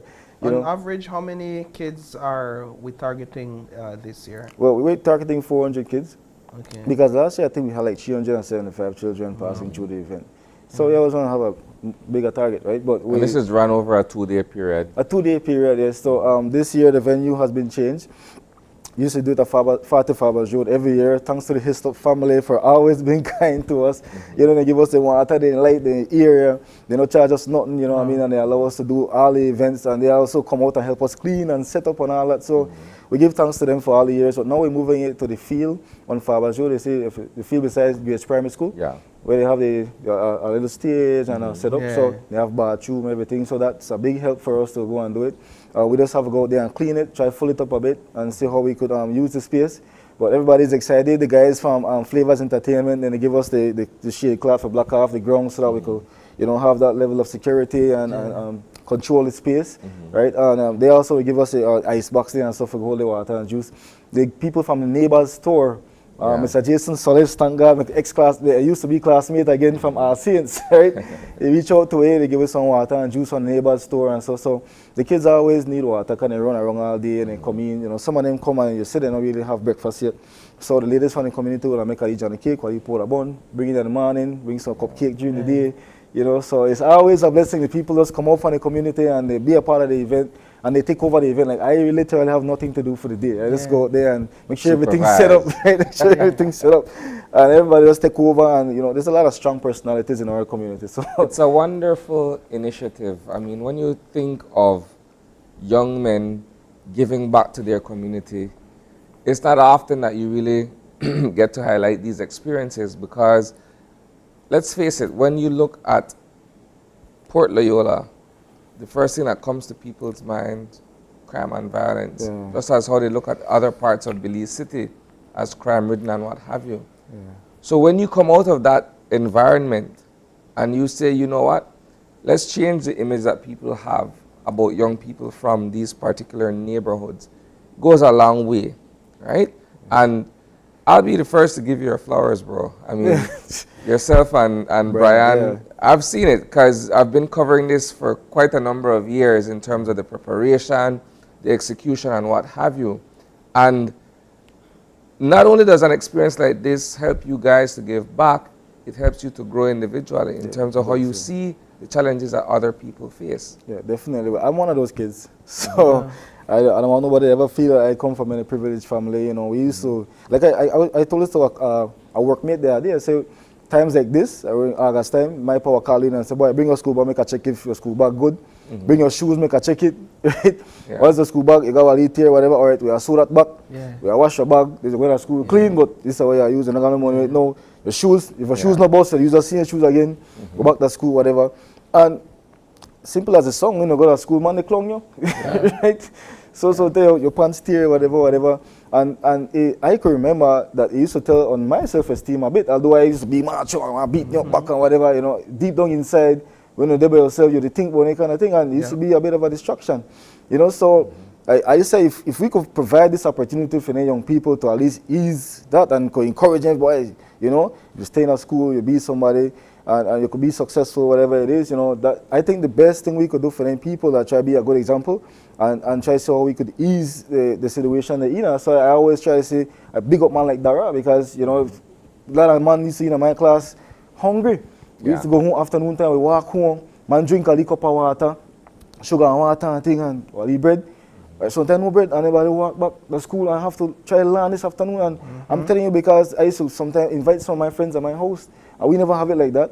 Sometimes some of my friends used to invite me to their house afternoon time because, boy, you got $1 for break, or when they start feeding program, that helpful because everybody got a feeding program afternoon time, right? You know, the most difficult thing, Edmond, is trying to learn on an empty stomach. Yeah, you can't think, you can't do anything on an empty stomach. It's tough. You know, one of the unique perspectives I think you have is the fact that you've been at this for more than a decade. So like you said, some of the very kids that participated are now returning, some of them to volunteer and return the service. Let's talk about the impact, that very same impact that you've seen a program like this have on these kids over the years. Well, we've had to develop a personality in the community where we are the positive ones in the community. So we're like, because of wanting to do things like this and encourage people to be positive, we have to live positive now. So everybody around us, we try to encourage them away from crime and violence into some skill set that they have. You know, I actually dedicated my master's program that I did to writing a project that would help us to industrialize our area, because I see the talent that the people have, but they might not have the knowledge of using that talent to capitalize and make themselves live a viable life. So, I mean, those are the kind of gaps that we have identified within our community, and we definitely want an opportunity to change that. Recently, we got sponsored some computers. We're trying to get another location where we could have the kids and young people that are out of work could go and do a job letter, do a resume, whatever, print it, try to find a job. You know, simple thing like internet and computer, a lot of people don't have, right? So we're trying to see how, I mean, these are a lot of things that we are seeing right now, and hopefully we get the opportunity to inject some positive change and some people could develop. I mean, it's not a lot of people that are said a gang man or bad man. 1,000 people are leave it to people. You know what I mean? We must go find some way of having some alternative livelihood or some different change that we're going. I mean, the only thing that helped me was when I changed my mindset.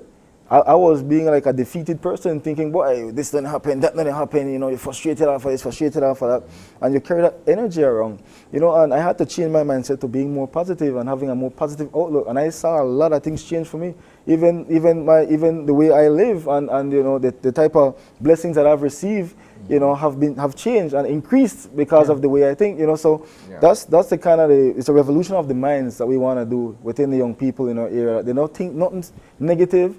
But yes, you have to protect yourself, whatever, because we live in a certain area, whatever the case may be. But you don't go on and aggress nobody. You don't go on and try to disrespect anybody. You have to, you know, try humble yourself. Try offer yourself a service for people and make people trust you so that you could survive. Because things you have to do, I know say people that starve that believes to die. I mean, so things they have to do, you know what I mean? The challenge for many of us young men is humility. Yeah. Because notwithstanding the personal experiences that we go through, the most difficult thing for us is to be able to swallow our pride, right? Yeah. If it has to do with someone who we believe is disrespecting us or trying to ask for assistance, because that's the other end of pride, right? A lot of people, before they ask you, before they come and tell you, hey, I need help, it's easier for them to conspire how they'll take away what you have, as opposed to simply saying, you know what, I'm in a tough place, I need some assistance, would you be able to lend a hand? And that's where humility comes in. Definitely. A lot of time, man, I think to swallow, you know, and be the bigger person by being small enough to come forward and say, you know, I need the help. Yeah, that's a lot of situation, and I think one of the biggest things in Belize that we face, and I really hope that people that are listening can understand, second chances is important, you know, and somebody like me coming from my neighborhood and the background that we had, and I could have easily have a criminal record without being a bad person, you know what I mean? And so to think that I would go into society and try to inject myself into society and then get blocked because of something I did in the past that probably I paid for before, it's a difficult proposition for persons like me to want to swallow. Because now what happened is that you're forced into one section of society for the rest of your life.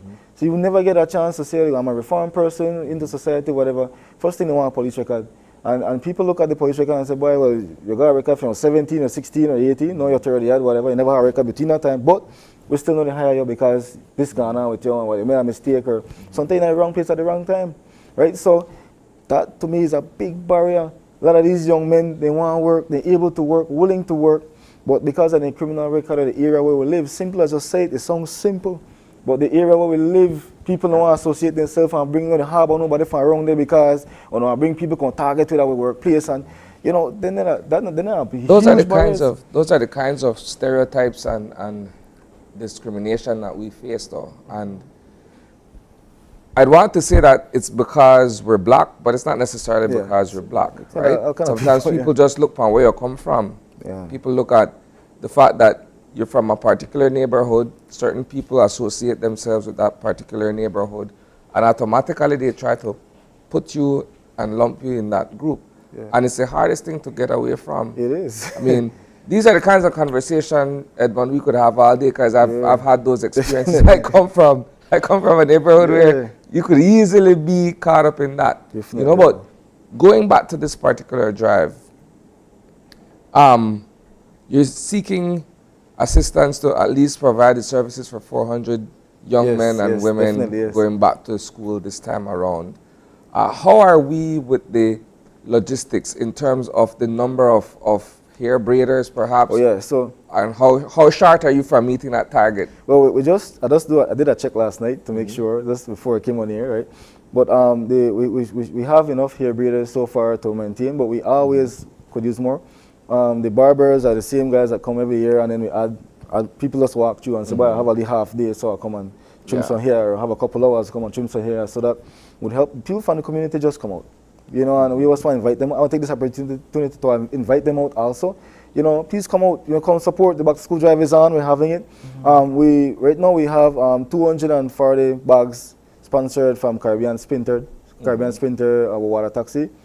Thanks to them also, they give some round trip ticket, I think, too, so we could have some games to the volunteers. But we not pay the volunteers, so we try to have some games and then so who win give a the prize, whatever. So we need stuff for prize also. If you as somebody, you sell items, you have some service to provide that could be a price, say a volunteer, we would, you know, we love to be able to share to the volunteers also. We always need more water.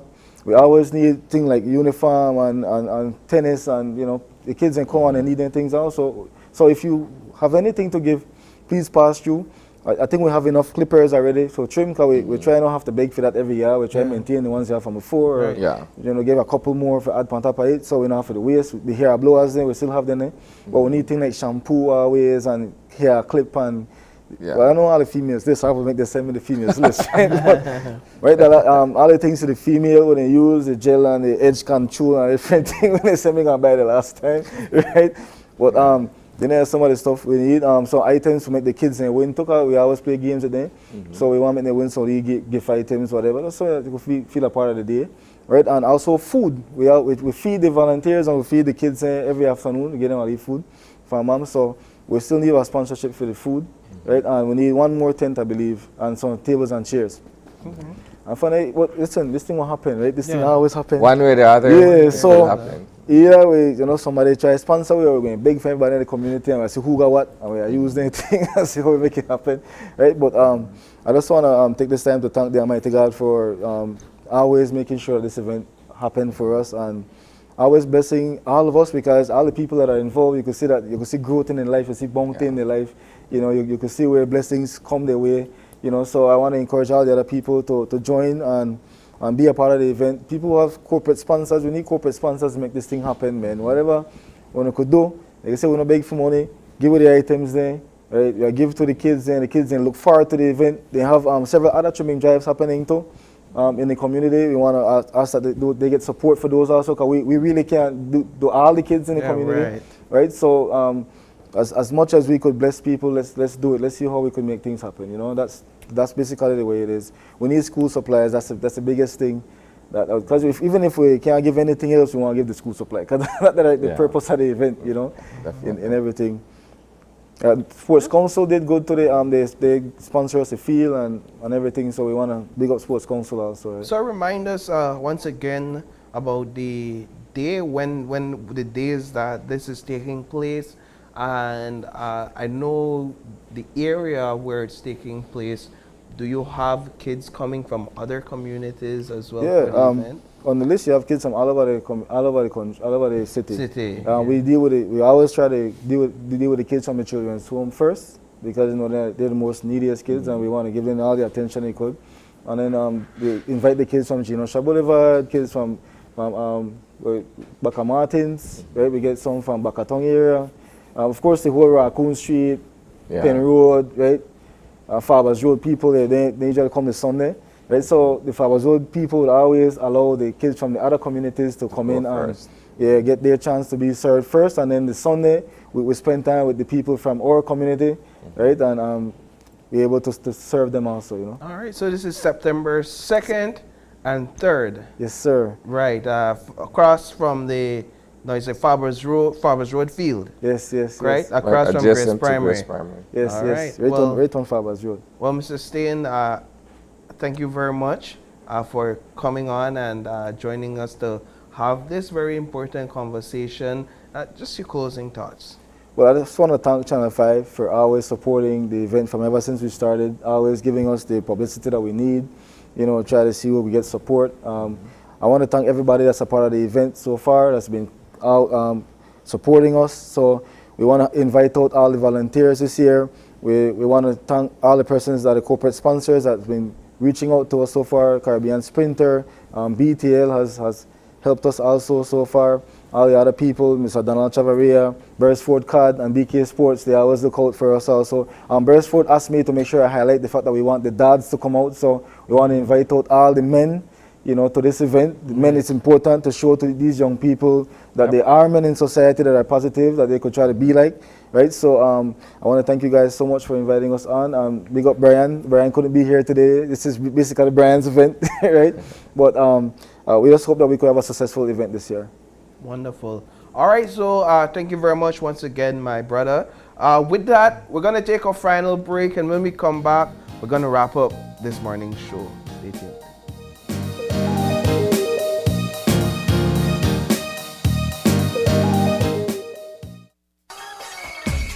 The new school year is almost here, so it's time to end the summer with a bang. Come see kids from all over the country while they take center stage to show off their talent on Open Your Eyes Summerfest 2023. That's right, mark your calendars. Friday, August 18th at 6:30 a.m. at Channel 5 on Kona Drive.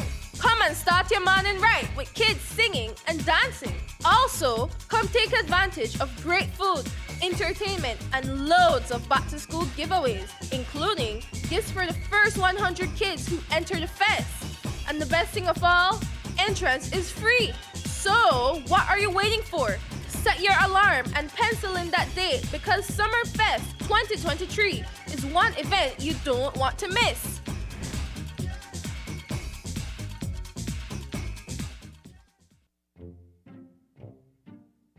Get ready, babe. We're going on a vacation. Finally, where are we going? Don't worry, babe.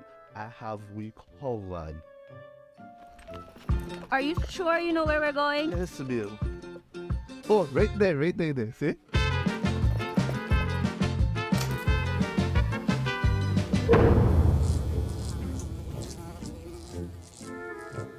Babe, the price me too good to be true. Me look much more better in that picture. When life throws you a curveball, Belize Bank has your back. With our online financing, you can turn any vacation mishap into a dream getaway.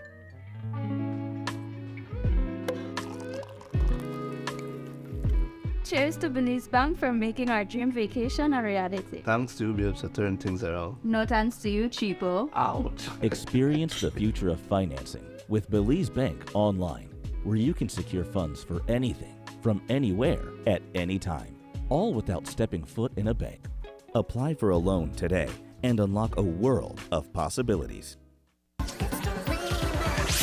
KTV The Remix Season 5, every Tuesday at 8 p.m.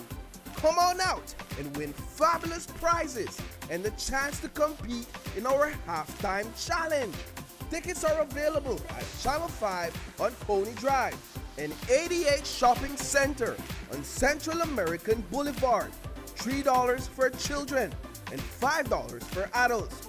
Or catch it live on Channel 5, Facebook, and YouTube every Tuesday at 8 p.m. from the Bliss Center for the Performing Arts. Don't miss KTV The Remix Season 5.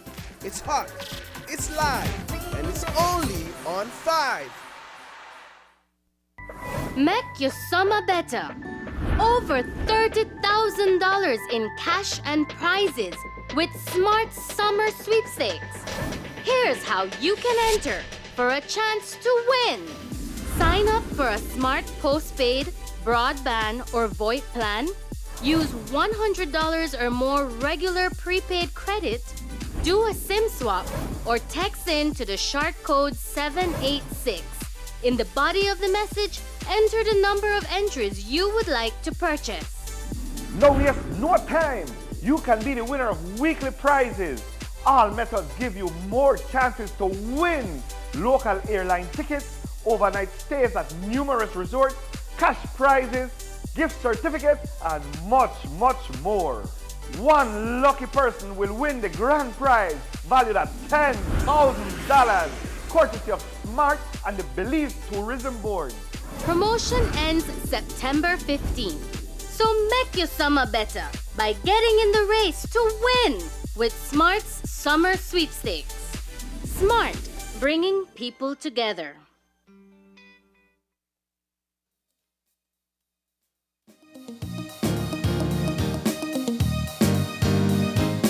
All right, and we are back.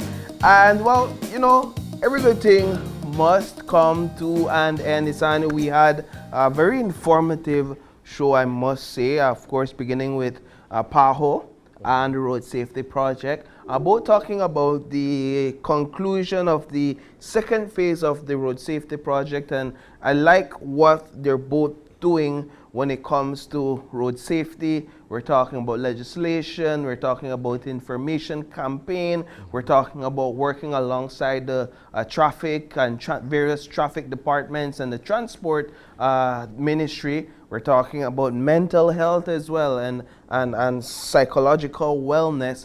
All aspects of road safety, some we don't often consider, and so it's good to be informed that these initiatives are in fact taking place.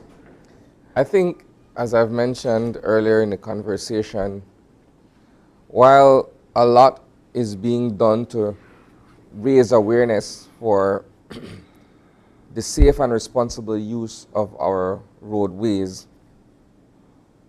there hasn't been much given to victims, survivors, family and friends of persons who are affected directly by incidents of that nature. And so the mental health aspect of it is one that is oftentimes overlooked, right? Where we're saying you get in an accident, you go to the hospital, you receive physical treatment for broken limbs or what have you. But what about the post-traumatic impact of these kinds of events in our lives? Where do we turn to? Who provides that kind of psychosocial help or what have you? And so those are things that I think the conversation has once again brought to the fore, so that going forward we're a bit more cognizant of that aspect of dealing with road safety. And then, of course, in our second conversation, we had our friends over from Digi to talk to us about their promotions. A lot of amazing things happening over there. And so we want to thank the folks over from Digi for coming on this morning. And then the final conversation, of course, was with a good friend and brother, Edmund Steen. I mean, I could sit down and talk to Edmund, and well, Brian should have been here. Yeah.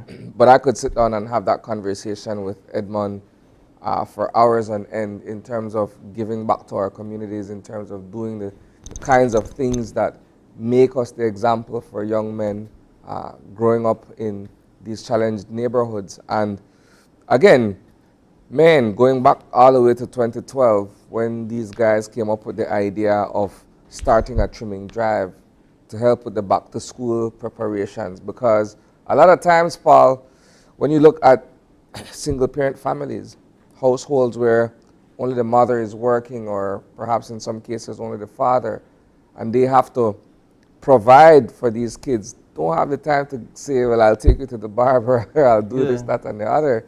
So it's welcome that these young men took on that initiative and say, we're going to do it. And it has grown exponentially over time. I think one of the impacts as a result of these types of initiatives, I've seen where barbers in various communities take it upon themselves to do similar things during back to school, where at least the barber I go to in my area, where when a child comes and may not have the full fee or anything, he would say, come, I'll do it for you. Understand it's back to school and you want to look your best, and so I'll give back. And Edmund was right in acknowledging not only his efforts, but the efforts of those across the community doing undertaking similar initiatives. So kudos to him and Brian for paving the path, in a sense, in that aspect.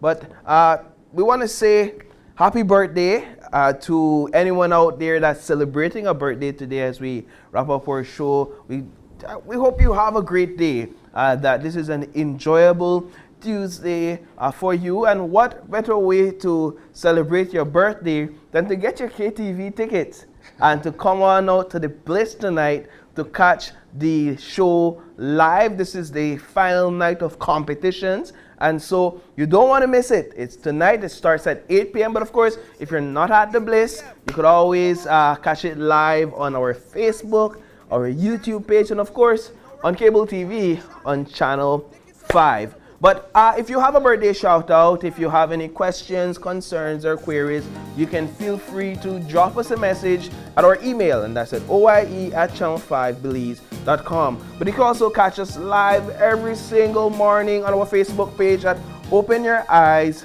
BZ. And for all our highlights and behind the scenes stuff, you could catch us on Instagram, that's at OIE Belize.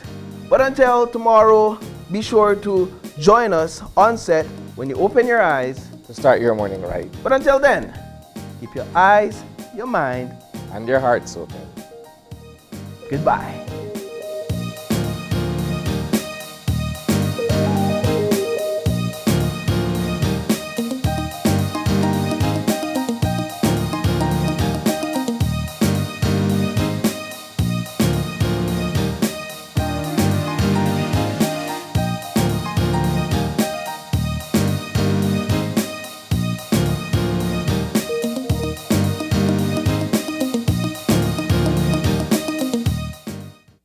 Open Your Eyes was brought to you by the Belize Bank. Our country, your